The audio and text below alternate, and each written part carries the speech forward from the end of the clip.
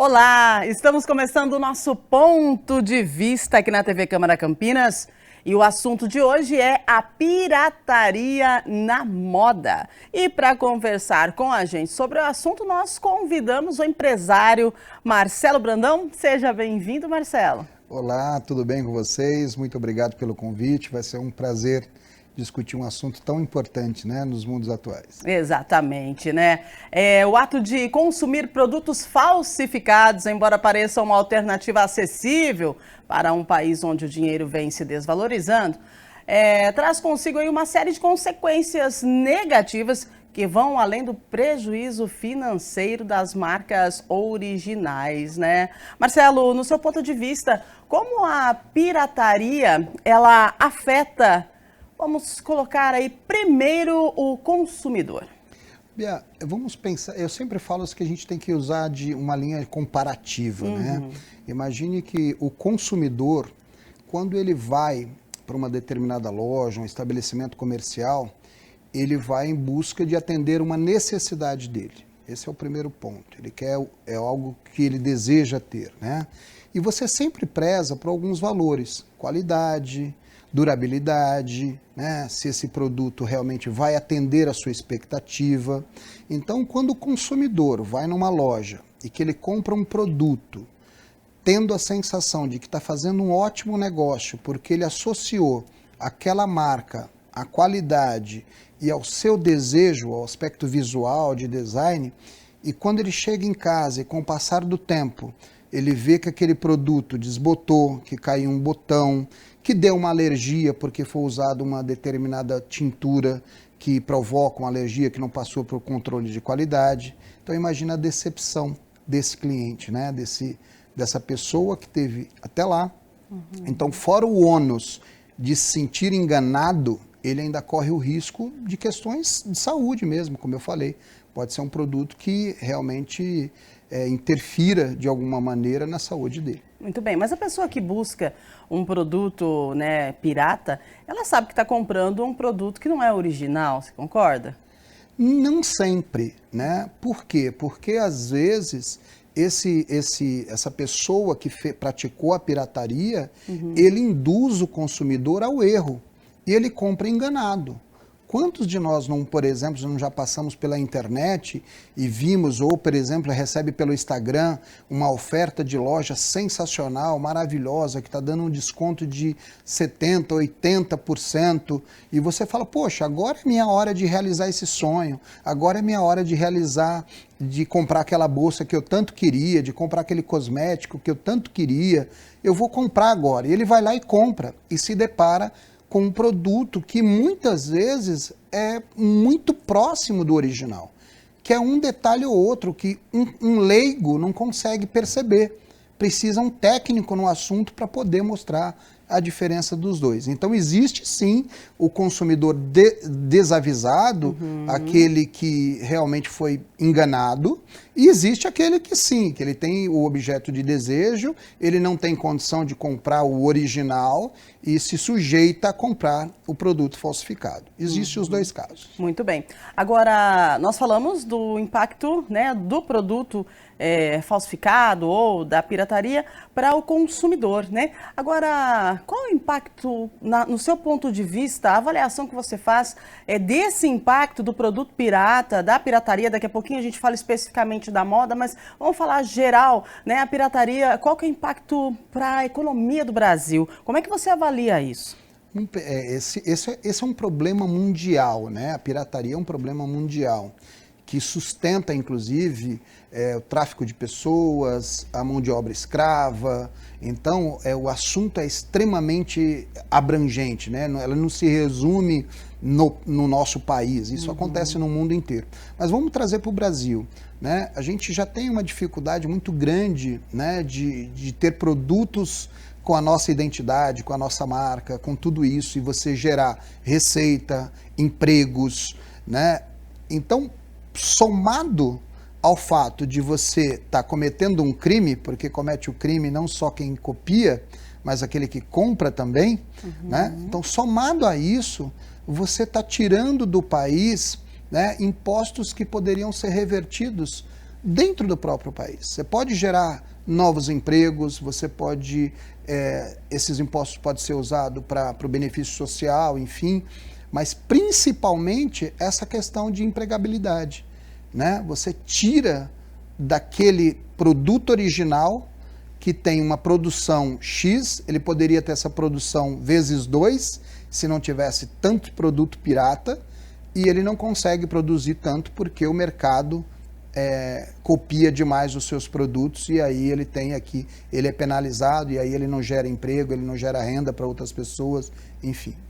É impressionante, né? Como a gente pode se deparar com situações de venda, comércio aí de produtos pirata. Agora, eu gostaria do seu ponto de vista sobre os motivos para o alto índice de pirataria no Brasil. Seria a desigualdade social, socioeconômica? Como que você avalia? Qual que é o seu ponto de vista dessa aceitação, né, e desse aumento do mercado da pirataria aqui no nosso Brasil? Eu acho que a gente tem que voltar um pouquinho antes e pensar no seguinte: quando a gente fala de um produto pirata, né, a pirataria precisa ser combatida, né, de alguma forma, de algum jeito.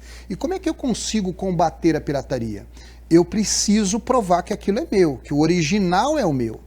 Então eu preciso ter registro de marca. Será que essa marca foi registrada no INPI? Ela foi protegida de maneira que ele detenha a exclusividade daquele produto? Será que aquele design foi protegido através de um desenho industrial? Então, lá no escritório, a gente tem várias situações desse tipo, onde o empresário nos procura, por quê?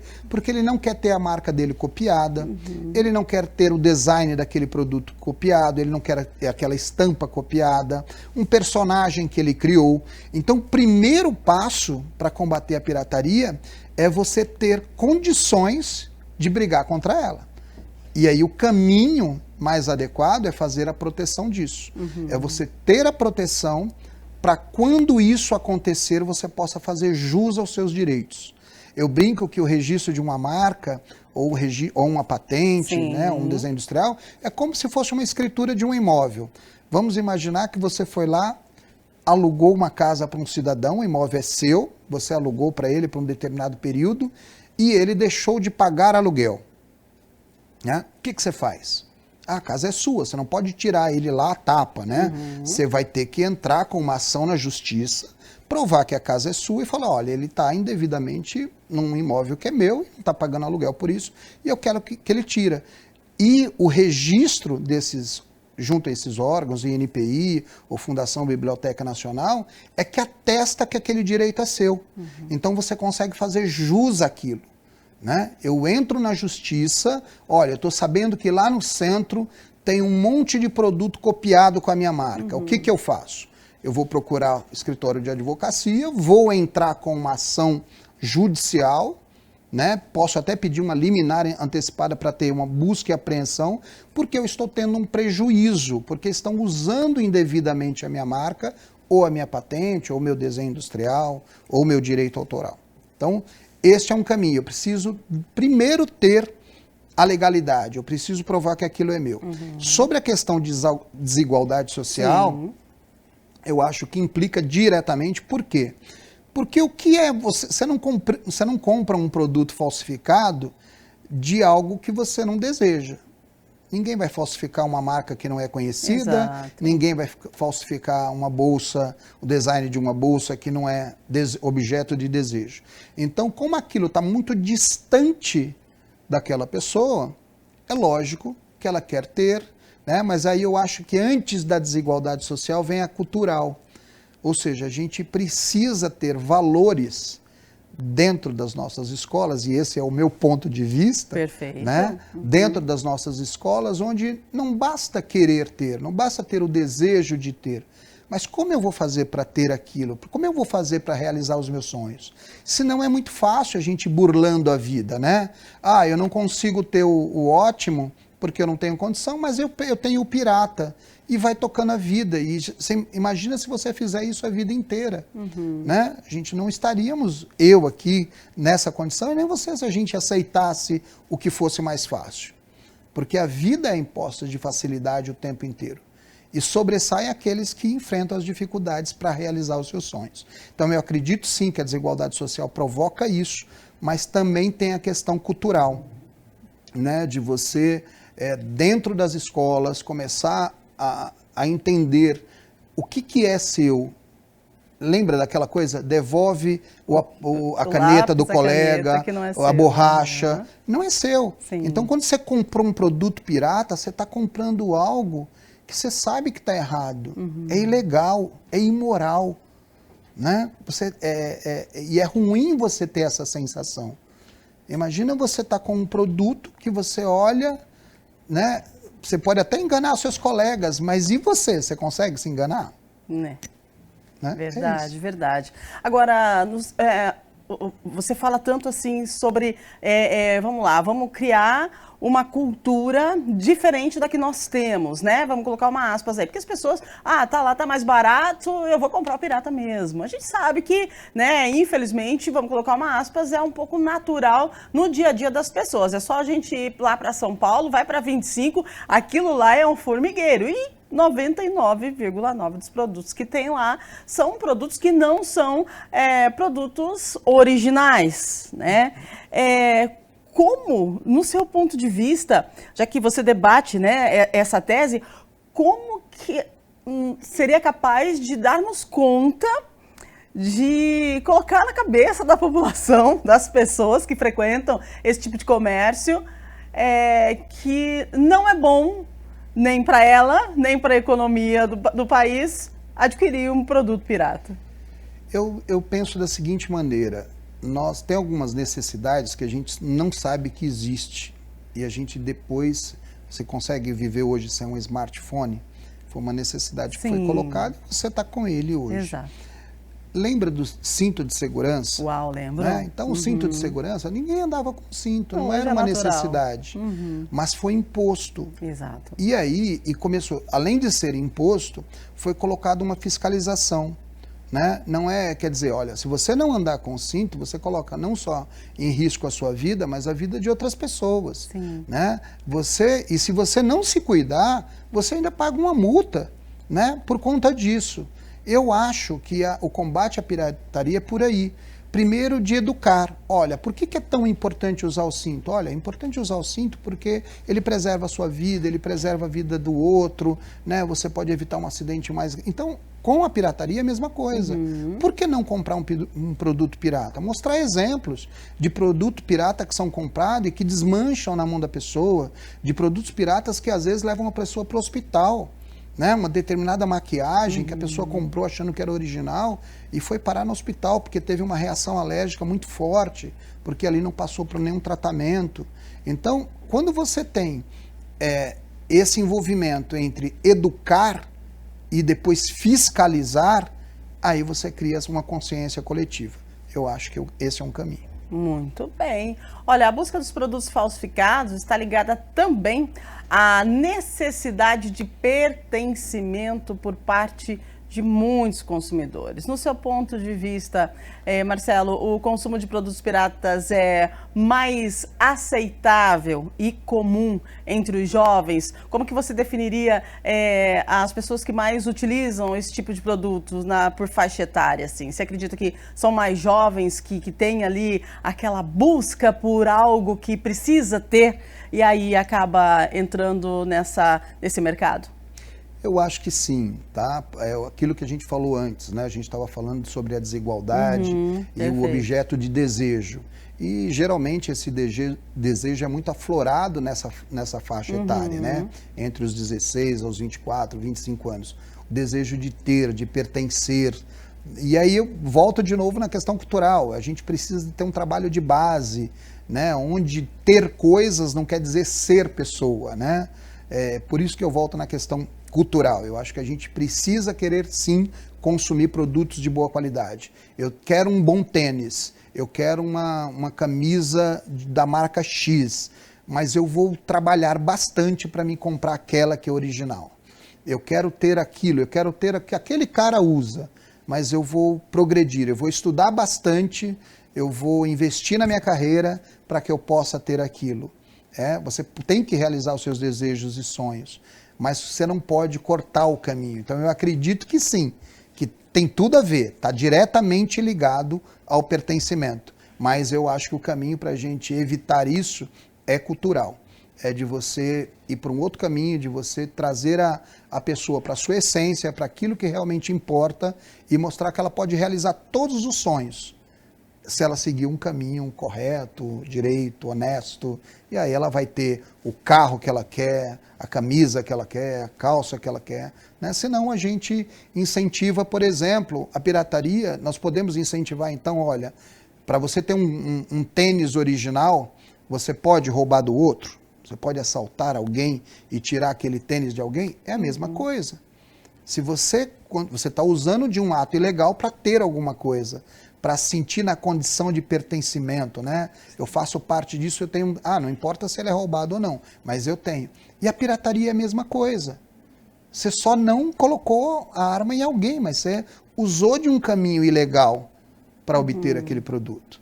A informação, né? Você sabe que a maioria das pessoas que adquire o produto pirata, ela não tem esse pensamento porque não passou pela cabeça dela esse tipo de informação que você está repassando para a gente agora, né? Você acredita nisso? Você concorda com isso? Que a pessoa ela vai lá, ela compra por impulso e ela acaba, às vezes, nem pensando na questão da cultura, na questão de mudar, né? Poxa vida, o que envolve a pirataria? É só o produto que não é original? O que mais tem por trás disso, né? Quantas vezes a gente vai, olha, mas no momento ali você acaba não pensando o que tem atrás de tudo aquilo, né? Então é importante, porque a indústria da moda é uma das mais influentes, poderosas do mundo, movimentando aí uma grande receita anualmente, impactando a vida de milhões de pessoas. No entanto, a indústria da moda também enfrenta grandes desafios, especialmente quando se trata de proteção de direitos autorais, né? Quando se trata de proteção de artigos de moda por direito autoral. Você falou isso agora há pouco, aí eu gostaria de que você explicasse para a gente a dificuldade, né, que a pessoa que detém a marca, ela tem para poder ter o pertencimento daquilo que é de direito dela. Porque você visualizou ali alguém vendendo um produto que é seu, né, o design, tudo seu, e aí você entra ali com um processo para retirada. Só que aquilo ali é só a ponta do iceberg, né? Como faz? Como que o empresário deve agir nesse momento? Aquilo que eu falei, primeiro ele precisa ter o direito dele assegurado pela proteção. E cada proteção é para uma determinada coisa. Tem vários tipos de proteções quando a gente fala de propriedade intelectual. Quando eu falo de um personagem, por exemplo, né, um Donald, o Mickey, o Cebolinha, a Mônica, o Cascão, esses são personagens, é protegido através de direito autoral.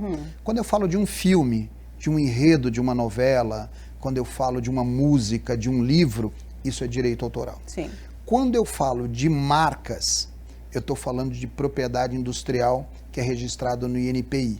Eu registro uma marca para ninguém copiar naquele segmento de atividade que eu vou atuar. Entendo. E eu posso ter o desenho industrial, eu posso proteger o padrão ornamental de uma estampa, ou posso proteger o design de uma estampa, de uma camisa, por exemplo, o modelo de uma calça, eu posso proteger.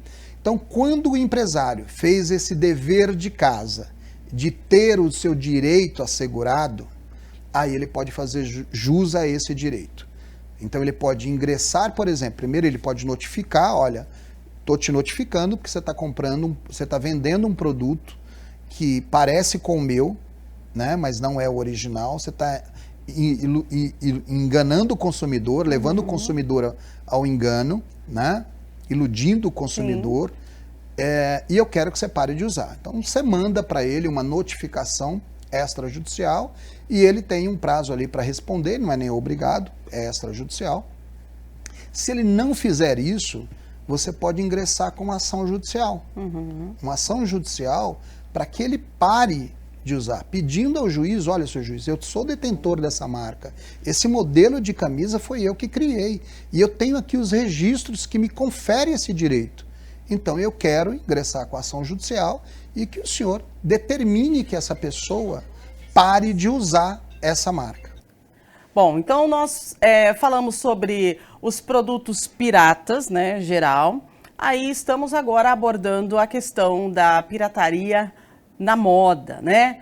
E até alguns anos atrás era comum associar produtos falsificados àqueles fabricados em território estrangeiro, especialmente na China, né? Que adentravam irregularmente o território nacional. Portanto, gente, essa realidade sofreu uma transformação significativa e atualmente a maior parte dos produtos falsificados comercializados no Brasil é fabricada internamente, destacando-se especialmente aqueles relacionados ao mundo da moda, né? Cheguei aí a um ponto que eu queria abordar contigo sobre essas pessoas que trabalham por trás, né, de toda essa história aí que tem a pirataria, as pessoas que trabalham no mundo da moda, já que estamos falando de pirataria na moda, né? Como que você avalia todo esse mercado, toda essa logística que é montada, né, por trás de um produto pirata, especificamente no mundo da moda? Você imagina o seguinte, você consegue, você, por exemplo, quanto empresário, e a gente vai falar para quem é empresário aqui, pensa o quanto custa para você ter a sua loja, ter o seu comércio, ter a sua indústria de determinado produto, e você sabe quanto você gasta de imposto, quanto você investe em mão de obra, quanto você investe em inovação, tecnologia. Então, tudo isso tem um custo, Rubiá. Tudo isso envolve um valor. Você consegue imaginar que alguém que está ilegalmente produzindo alguma coisa vai honrar com esses compromissos? Você consegue imaginar que tem um trabalhador ali que vai receber todos os seus direitos por uma empresa que já começa a fazer um produto ilegal? Será que ele vai honrar com esses direitos? Não, se o produto dele não é legal, você imagina todo o resto que vem depois dessa cadeia. Então, quando a gente compra um produto pirata, a gente está alimentando essa cadeia também, né? A gente está incentivando o trabalho escravo, a gente está incentivando o trabalho sem a remuneração adequada, sem as proteções trabalhistas. Então, é da nossa responsabilidade também, né? Então, eu penso que é justamente aí. Qual é o seu papel quanto cidadão para coibir que isso aconteça, né? Porque a gente reclama, né, dos nossos governantes, a gente reclama. E você, quanto cidadão, o que você tem feito para coibir isso?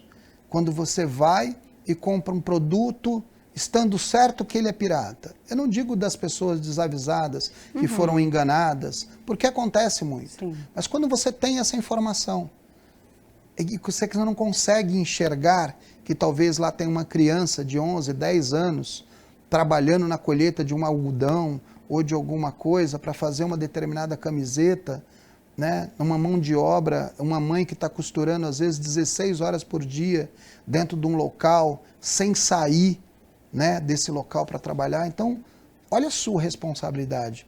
Ela é maior do que parece, né? Ela é maior do que parece. Importante, né, a abordagem desse tema e desse assunto das pessoas que trabalham aí lá naquele galpão, lá no fundo, onde você às vezes nem tem ideia, né, o quanto que essas pessoas sofrem por estarem trabalhando de maneira inadequada, sem direitos, somente com deveres e horas ininterruptas, né, fabricando aí uma peça que você vai em algum lugar que esteja à venda e compra a sua peça, um pouquinho feliz, porque é um pouco mais barato, mas você não sabe o que tem por trás de tudo isso. Importante a gente debater sobre esse assunto. Nós vamos para o intervalo. Daqui a pouquinho nós voltamos, continuando a falar aí com o Marcelo Brandão, falando sobre a pirataria, em específico a pirataria na moda, e a pirataria da moda, né? E você, deu uma olhadinha no seu guarda-roupa? Tem alguma coisa aí que é pirata? Pois é. Infelizmente, algo um pouco natural, né, para nós brasileiros, mas como o Marcelo disse, é importante a gente quebrar paradigmas e tentar buscar aí uma cultura mais assertiva quando a gente se refere à questão da pirataria. Intervalinho, daqui a pouquinho nós voltamos, fique com a gente.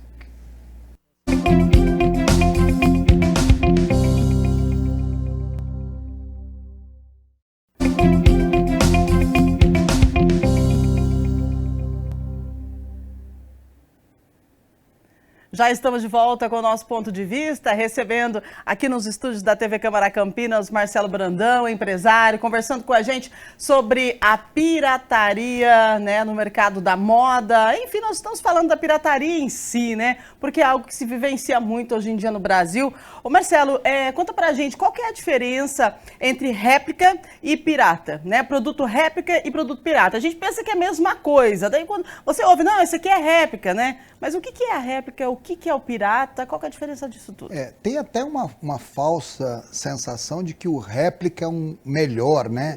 Que é quase o original, e não é isso. Quando você tem um produto falsificado, quando ele quer induzir o consumidor ao erro. Ele está vendendo um produto se passando pelo original. Isso é a pirataria, a falsificação. Quando a gente fala de réplica, então imagine que aquele produto ele já teve a sua proteção, ele já existiu, né? Ele já teve uma proteção legal, ele foi protegido a marca, o design daquele produto, e aí uma outra marca resolve fazer um design igual àquele ou parecido. Porém, o titular do original já não detém mais aquele direito, porque algumas proteções têm validade. Perfeito. Então ele não tem mais direito. Aquilo é uma réplica, ou seja, ele não está infringindo necessariamente a marca do terceiro. Ele tem um produto que se parece com a marca dele, com uma marca diferente dele. Então isso é uma réplica. É bem diferente de um produto pirata, né? É diferente de um produto pirata. Agora, pode sim ficar pirata quando ele induz o consumidor ao erro. Ah, perfeito. Agora entendi. Vamos lá, então. Como que ele pode induzir o consumidor ao erro? Vamos lá. A peça é parecida com a original, vamos colocar assim. Perfeito. Tá, até então é uma réplica. Ok. Né? E aí, quando ele induz o consumidor ao erro? Quando eu coloco, por exemplo, a marca para enganar o consumidor. Vamos imaginar que eu tenho lá a marca Nike, né? Que é uma marca extremamente conhecida de mercado. E aí o cara coloca lá Nike NYKE. Então, ele induziu o consumidor ao erro. Perfeito. Né? Ele quis se passar por aquela marca. Então, mais do que a falsificação, ali é uma réplica que está levando o consumidor ao erro. Apesar daquele produto já ser de domínio público, ele está usando indevidamente a marca. Ele está fazendo o consumidor acreditar que aquilo é um produto do original, que aquela réplica é um original. Então é isso. Agora, se eu tenho um produto aqui, que ele já não é mais passível de proteção, aspecto visual, e eu coloco uma marca totalmente distinta do original, isso daí é uma réplica e aí ele não é ilegal. Muito bem.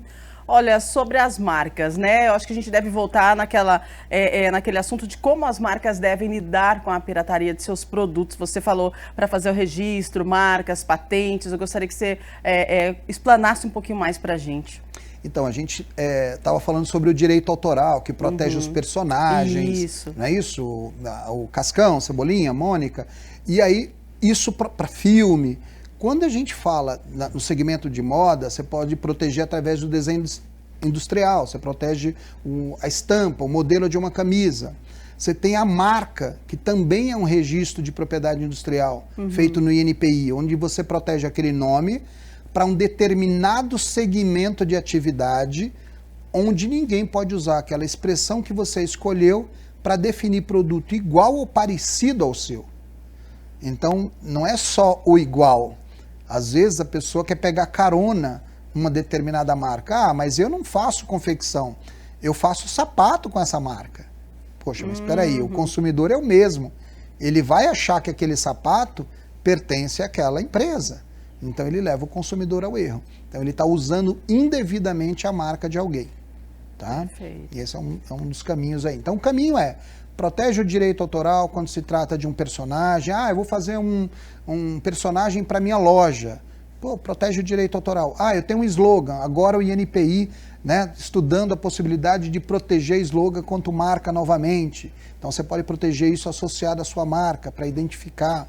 Ah, eu vou proteger a minha marca para ninguém copiar para segmentos de atividade.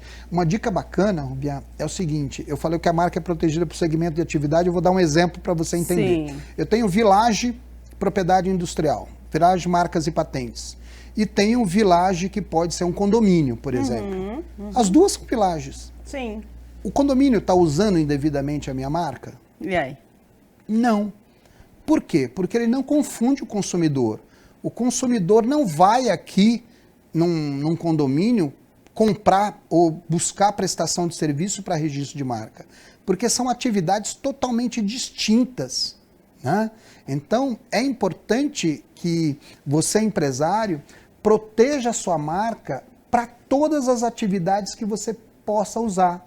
Por quê? Porque se você proteger para confecção e não tiver o cuidado de proteger essa marca para óculos, você não pode ter um óculos com aquela marca que você tem de confecção. E um terceiro pode registrar porque você não protegeu para óculos. Então você pode ver um óculos lá, né, no shopping, com uma determinada marca e uma loja de confecção com a mesma marca de titulares diferentes. Por isso que é importante a proteção em todos os segmentos de atividade. Ok, muito bem. E falando em proteção, a gente está falando de ponto de vista aqui.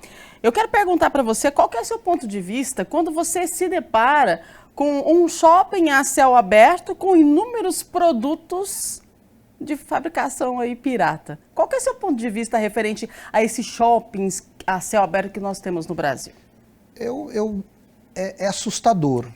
É assustador. Quando você imagina isso, é como se você, por exemplo, a vigilância sanitária soubesse que tem um restaurante que vende comida estragada e fechasse os olhos para isso. Né? Imagina você saber que ali tem uma comida que vai fazer mal para as pessoas, né? E ninguém toma nenhuma providência. Então eu penso que é assustador. Mas pense o seguinte, de quem é o direito? Quem está sendo lesado? Não são as empresas que são donas das marcas, que são donas das patentes, que têm os seus desenhos ali? Cabe a essas empresas a fazer jus aos seus direitos, a ingressar com ação judicial, a fazer investimento em coibir, ou seja, eu penso que é um trabalho simultâneo, né, onde você tem governo, município, os agentes da propriedade intelectual, as empresas que têm os seus direitos, e aí você faz uma força-tarefa para coibir esse tipo de situação. Então, eu vou ser repetitiva, né? Seu ponto de vista, você mesmo, porque eu quero entender essa questão. É algo que está meio que desenfreado no Brasil, essa questão de shoppings a céu aberto com muitos produtos, né? Aí, do outro lado, nós temos a questão do empresário que precisa fazer a proteção da sua marca, do seu produto. Onde que entra, vamos colocar aí, o governo nessa ação de defesa do empresário que paga o imposto? Qual que é o seu ponto de vista referente a políticas públicas, vamos colocar assim, né, contra a pirataria? Na fiscalização. Voltamos à história do cinto, lembra? Nós falamos do uso do cinto. Então, primeiro, educar. Então, por que você, quando você consome um produto pirata, quais são os prejuízos que você traz para a sociedade? Sim. Então, educamos. E depois implementamos, olha, é proibido fazer isso. Né? Isso dá uma multa X, isso pode te levar à cadeia. Quer dizer, você está sabendo das consequências disso. Sim. E depois você tem a fiscalização. Porque você imagina se não tivesse fiscalização, se as pessoas estariam usando o cinto hoje. Será que estariam? Somente com a educação? Né? Então eu acho que cabe, o papel do governo é esse, dar subsídio para que os empresários tenham esse tipo de fiscalização. Isso se torne mais acessível para os empresários, né? Para que, independente de uma ação judicial, que hora ou outra aconteça a fiscalização para coibir esse tipo de situação. E no seu ponto de vista, como ficam as pessoas que precisam, que têm esse trabalho como única fonte de renda? Aí a gente volta para a situação da indústria que eu falei. Você imagina o seguinte, se essa indústria que está tendo o seu produto falsificado, vamos pegar uma empresa aqui da nossa região, qualquer, uma indústria de confecção, que ela tem lá 300 funcionários, né? E ela vende uma quantidade X de calça jeans e de camisetas por dia, né? Se ela não tivesse os seus produtos falsificados, talvez ela teria condição de ter 600 funcionários, né? Então, esse pessoal que está trabalhando de maneira clandestina, e provavelmente não está recebendo seus direitos, Exato. e está trabalhando mais horas por dia, e não pode, às vezes não tem nem o uso do INSS porque não recolhe, enfim, essas pessoas estão sendo prejudicadas também. Então a gente tem a falsa sensação de que esse mercado gera um benefício, né? Um emprego. É como se a gente falar que o traficante de droga gera um emprego para alguém que está vendendo droga. Né? A gente não pode aceitar, é um crime. Então ele precisa ser coibido e tem que olhar com essa responsabilidade. Olha como a gente fala de droga, né, e causa um impacto. Puxa, tem uma criança vendendo droga, né, ou tem um adolescente que podia estar na escola e está vendendo droga. Causa um impacto em você, né, social. E se a gente falar, olha, tem um adolescente que está vendendo uma camisa falsificada? Percebe? Também é um crime. Então, quando a gente compra isso, a gente também está alimentando essa indústria. Né? É algo bem complexo, né? Que precisa ser muito bem estudado e que precisa, sim, ser inserido, eu acredito, me corrija se eu estiver errada, na base, igual você falou, né? Tem que mudar a questão aí da cultura, porque nós, brasileiros, temos uma cultura aí de participar desses shoppings a céu aberto e se esbaldar nas compras, né? Muitas vezes está comprando uma réplica, tal, isso é permitido, né? Mas outras vezes também comprando um produto pirata. Com isso, a gente acaba incentivando, né, mais e mais a questão aí do mercado de produtos piratas aqui no Brasil. Sobre a fiscalização, hoje tem 2 desafios, né? Primeiro, a fiscalização nas fronteiras e o aumento da fiscalização aqui mesmo no território nacional. E segundo, o controle do comércio online feito por empresas de fora do Brasil.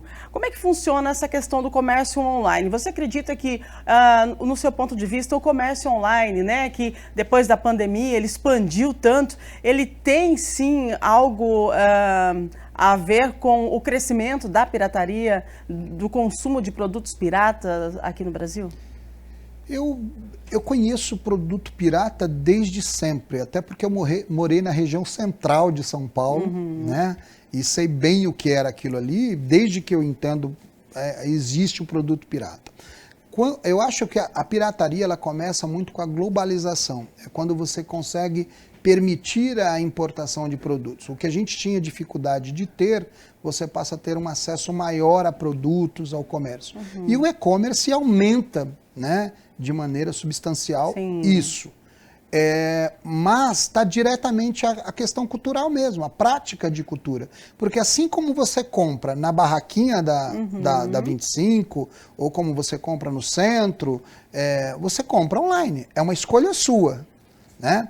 O que acontece muitas vezes é que o e-commerce, né, ele camufla, você não consegue saber se é pirata ou não, muitas vezes. Você é levado ao erro. Né? Então aí você tem uma camada maior. Você só tem a surpresa quando chega para você, ou quando quebra, que você vai reclamar. Né? Então você passa por essa situação. Tem uma medida bacana que a Amazon está adotando, o Mercado Livre está adotando, por exemplo, que para ser lojas oficiais, você precisa ter marca registrada. Muito bom. Então isso inibe um pouco a pirataria, né? Então, para você anunciar um produto com aquela marca X, você precisa mostrar que você é dono daquela marca. Então, isso é extremamente importante. Muito bom. Olha, gente, de acordo com o anuário da Associação Brasileira de Combate à Falsificação, em 2022, o Brasil perdeu 345 bilhões por causa da pirataria. São Paulo é o maior consumidor de pirataria do Brasil. Isso é o que aponta o relatório, que também aponta outros 7 estados como grandes destinos de produtos ilegais. As medidas educativas, né, precisam ser implantadas. E eu gostaria que você deixasse, então, as suas considerações, né, referente a essa questão da pirataria, do combate à pirataria e também a importância para o empresário de registrar o seu produto e para nós, né, consumidores, estarmos mais atentos na hora de consumir, na hora de comprar. Eu sugiro que a gente comece sempre pela base. A gente precisa levar a questão de empreender para dentro da educação. Falar de empreendedorismo dentro da educação. Quando a gente trata de empreendedorismo, a gente vai falar sobre produtos originais, sobre produtos falsificados, os crimes, o que acontece, quais são os danos, as consequências. Então, quando você fala para uma criança de 7 anos, volta à história do cinto, Sim. Minha filha falava, pai, coloca o cinto. Por quê? Porque ela foi educada para isso. Então, quando você começa a pegar na base e tratar disso, e aí é o papel do governo, né, o papel de toda a sociedade, de educar para que não se compre um produto pirata, isso é importante. O papel do empresário é fazer jus ao direito que ele adquiriu. Ele não pode ser omisso de ter uma carta patente concedida ou ter um certificado de marca e guardar esse certificado na gaveta esperando que o governo tome uma providência para coibir algo. Não, ele deteve aquele direito, ele conquistou aquilo, então faça jus para que aquilo seja seu, para que ninguém copie aquele produto, para que você faça uma apreensão dos produtos copiados, né? E por outro lado, a gente, quanto consumidor adulto, né, pensar o seguinte: de que maneira que eu estou contribuindo? Qual é o meu papel quanto cidadão? Eu que estou cobrando dos governantes que eles não podem ser corruptos, que eles não podem ser ilícitos, de que eles não podem, né, infringir a lei. E quando eu faço isso, né, será que eu não estou corroborando para tudo isso acontecer? Então, meu papel também é esse, é de pensar em quais são as consequências quando eu compro um produto pirata, falsificado, ou uma marca que leva o consumidor ao erro. Acho que é por aí. Nossa, que assunto complexo, né, Marcelo? Gostaria de agradecer a sua participação com a gente aqui no Ponto de Vista e obrigada por trazer informações tão precisas, né, e tão importantes para o nosso dia a dia, que às vezes a gente passa batido e nem percebe. Agora nós sabemos aí a diferença de um produto pirata e de uma réplica, é isso? É isso. Obrigado vocês pelo convite, foi um bate-papo muito gostoso. Se vocês precisarem de alguma informação adicional, fiquem à vontade para me consultar. É fácil me achar, só colocar lá Marcelo.Village, vai me encontrar e dá para a gente debater, falar bastante sobre isso. Tá certo, então. Esse foi o Marcelo, empresário, trazendo para a gente informações e colocando aqui o seu ponto de vista referente à pirataria, mais especificamente à moda, né? A pirataria no mercado da moda. Nós vamos encerrando por aqui o nosso ponto de vista, agradecendo a sua audiência, a sua companhia e, claro, a gente se vê sempre aqui na TV Câmara Campinas.